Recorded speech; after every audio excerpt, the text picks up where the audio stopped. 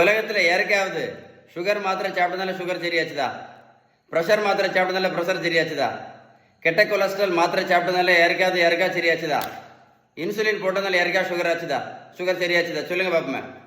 ஒரு ஆளுக்கு sugar, pressure, கெட்ட கொலஸ்ட்ரால் எதனால வருது தெரியுமா? அதே நிறைய பேர் தெரியாது. இந்த ஆபத்தான இன்சுலின் ரெசிஸ்டன்ஸ்னால தான் வருது.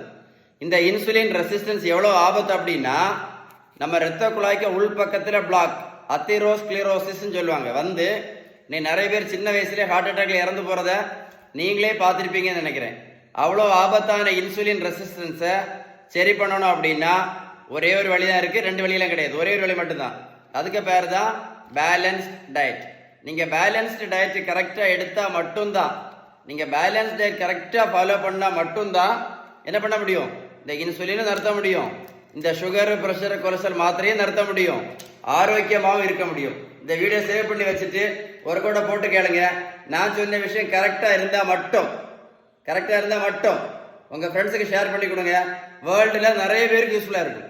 இந்த பெரியவங்களை பாருங்க, 42 கிலோ வெயிட் குறைச்சிருக்கோம், 128லேருந்து 86 கிலோ. நான் ப்ரோட்டீன் பவுடரும் கொடுக்கல, மாத்திரையும் கொடுக்கல, சூஸும் கொடுக்கல, ஒன்றும் கொடுக்கல. நான் கொடுத்தது எல்லாமே பேலன்ஸ்டு டயட். எதை மறந்தாலும் மறந்துடாதுங்க, இன்சுலின் ரெசிஸ்டன்ஸ் கண்டிப்பாக மறந்துடாதுங்க.